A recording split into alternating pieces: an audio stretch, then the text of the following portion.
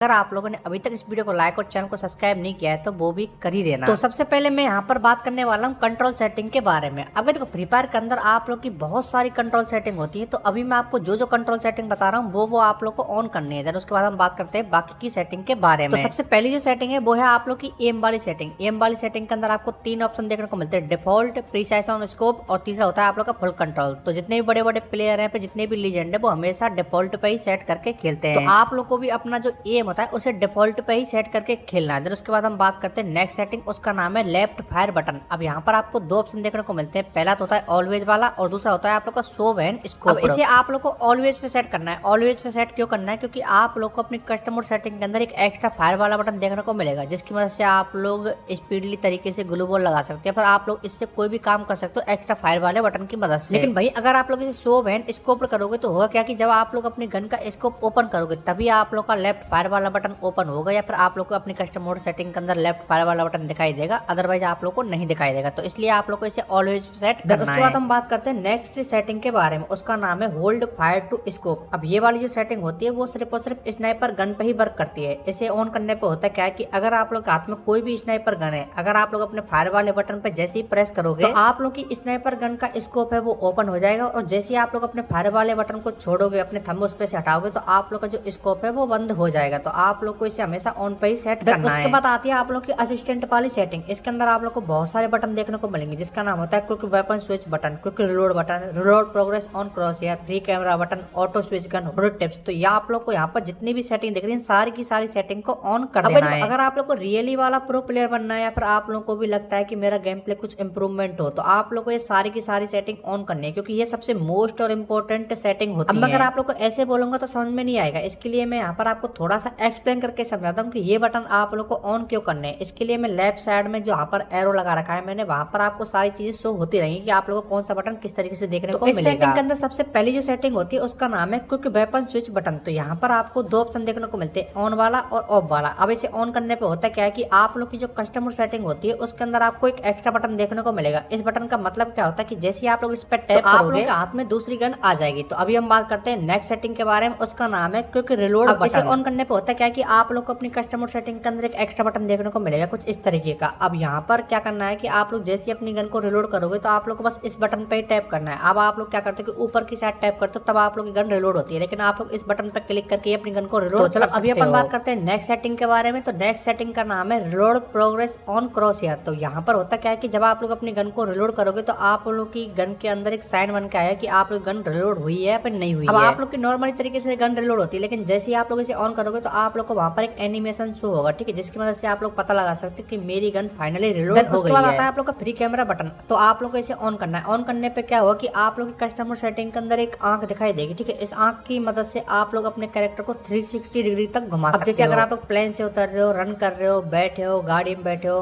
हवा में उड़ रहे हो, कुछ भी कर रहे हो, ठीक है, अगर आप लोग इस आंख को जैसे ही घुमाओगे तो आप लोग का जो कैरेक्टर है वो 360 डिग्री तक घूम जाएगा। उसके बाद आता है आप लोग का ऑटो स्विच गन। तो इसे आप लोग को ऑन क्यों करना है? इसे ऑन करने पे होता क्या है, तो क्या देखो, अगर आप लोग के पास कोई भी दो गन है, अगर आप लोग की एक गन में एमओ खत्म हो जाती है तो आप लोग के हाथ में ऑटोमेटिकली दूसरी गन आ जाएगी जिसके अंदर एमओ है। अब ये गन आप लोग को मरते मरते बचा लेगा, ठीक है। तो इस वाली सेटिंग को हमेशा ऑन करना है। देन उसके बाद आता है आप लोग का होल्ड टिप्स। तो यहाँ पर आप लोग को दो ऑप्शन देखने को मिलते हैं, ऑन वाला और ऑफ वाला। इसमें होता क्या है ऑन करने पे कि आप लोग के पास जो भी सामान होगा उसका नीचे आपको नाम शो दिखाई देगा। उसके बाद आता है आप लोग की नेक्स्ट सेटिंग जिसका नाम है थ्रोवेबल स्लॉट। यहाँ पर आपको दो ऑप्शन देखने को मिलते हैं, सिंगल स्लॉट और डबल स्लॉट। अब इसे आप लोग को डबल स्लॉट करना है। डबल स्लॉट करने पे क्या होता है कि आप लोग को ग्लू बॉल वाला बटन अलग मिलेगा और आप लोग का नेड वाला जो बटन होता है वो आप लोग को अलग देखने को मिलेगा। सिंगल स्लॉट में क्या होता है कि आप लोग को ग्लू बॉल भी एक ही बटन में मिलेगी और नेड भी एक ही बटन में मिलेगा, तो इसलिए आप लोग को इसे डबल स्लॉट करना है। फिर उसके बाद होता है ग्लू बॉल स्मार्ट थ्रो। तो इसे आप लोग को ऑफ रखना है। परमानेंट ग्लू बॉल वाला बटन होता है, इसे आप लोग ऑफ भी रख सकते हो, ऑन भी रख सकते हो। ऑन करने पे होता है क्या कि आप लोग को एक परमानेंट ग्लू बॉल वाला बटन है वो आपके कस्टमर सेटिंग के अंदर आ जाएगा, लेकिन अगर आप लोग इसे ऑफ रखते हो तो आप लोग के परमानेंट ग्लू बॉल वाला जो बटन है वो आपको शो नहीं होगा। उसके बाद आता है आप लोगों का रन मोड। रन मोड में आपको तीन ऑप्शन देखने को मिलते हैं, पहला तो होता है टैप वाला, दूसरा होता है ड्रैग वाला और तीसरा होता है आप लोग का मिक्स्ड वाला। चलो इसको भी मैं आपको थोड़ा सा एक्सप्लेन करके समझाता हूँ कि आप लोग का जो रन मोड होता है वो किस तरीके से वर्क करता है। यहाँ पर आपको तीन ऑप्शन देखने को मिलते हैं, टैप, ड्रैग और मिक्स्ड। तो आप लोग को टैप पे रखना चाहिए, ड्रैग पे रखना चाहिए, फिर आप लोग को मिक्स पे रखना चाहिए। तो देखो अगर आप लोग इसे टैप पे रखते हो तो होता क्या है कि आप लोग को अपनी कस्टमर सेटिंग के अंदर दो बटन देखने को मिलेंगे, एक तो होता है जॉयस्टिक वाला और दूसरा होता है आप लोग का रन वाला बटन। लेकिन अगर आप लोग वहीं इसे ड्रैग पे सेट करते हो तो आप लोग का जो रन वाला बटन होता है वो वहां से हट जाएगा। आप लोग अपनी जॉयस्टिक को ऊपर की तरफ ड्रैग करके अपने कैरेक्टर को रन करवाना पड़ेगा। उसके बाद इसमें सबसे लास्ट में होता है मिक्स्ड वाला ऑप्शन। मिक्स पे होता क्या है कि आप लोग को जॉयस्टिक अपनी ऊपर की तरफ ड्रैग करके भी रन करा सकते हो और आप लोग को अपनी कस्टमर सेटिंग के अंदर रन वाला बटन भी देखने को मिलेगा। लेकिन मैं इसे मिक्स पे सेट करके इसलिए नहीं रखता क्योंकि कई बार हम जॉयस्टिक लेते हैं तो उस टाइम पर हमारी जॉयस्टिक ऊपर की तरफ ड्रैग हो जाती है तो मेरा जो कैरेक्टर है वो रन करने लग जाता है। तो इसलिए मैं यहाँ पर आप लोग को बोलूंगा कि इसे आप लोग को हमेशा टैब पे ही सेलेक्ट करके रखना है। मैं ऐसा नहीं बोल रहा कि जो ऑप्शन मैंने रख रखा है वही ऑप्शन आपको भी रखना है, ठीक है। आप लोग इन ऑप्शन में से कोई सा भी एक ऑप्शन चूज कर सकते हो, वो आपके ऊपर डिपेंड करता है कि आप लोग को टैब रखना है, ड्रैग रखना है या फिर आप लोग को मिक्स्ड रखना है। तो चलो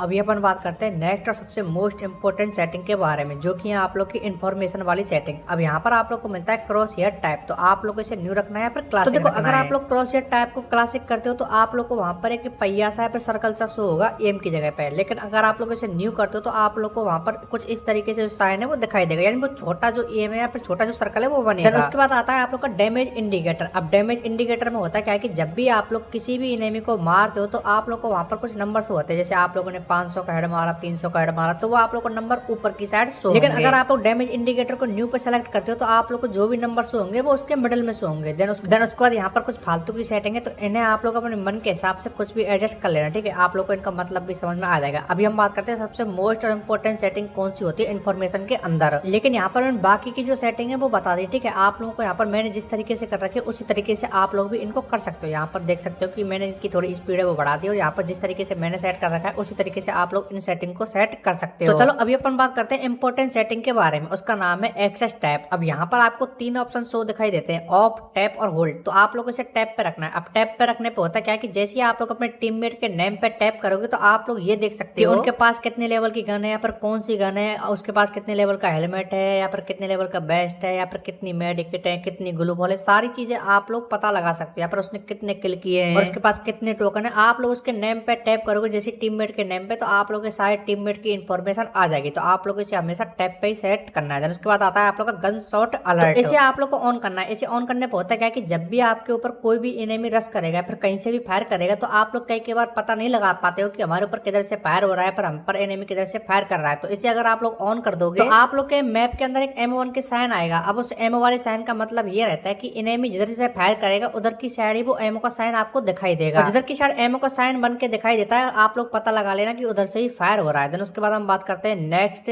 ऑप्शन के बारे में, उसका नाम है आइटम फाइंडर। आइटम फाइंडर के अंदर आपको 3 ऑप्शन देखने को मिलते हैं, always on, recommended time, always. इसे आप लोग को ऑलवेज ऑन पे सेट करना है। ऑलवेज ऑन पे सेट करने पे होता क्या है कि अगर आप लोग के पास कोई भी सामान की कमी है, जैसे आप लोग के पास बेस्ट नहीं है, हेलमेट नहीं है, मेडिकेट नहीं है, गन नहीं है, एमओ नहीं, कोई भी सामान अगर आप लोग के पास नहीं रहता है तो आप लोग को मैप के अंदर ऑटोमेटिकली सामान दिखने लग जाएगा। मैंने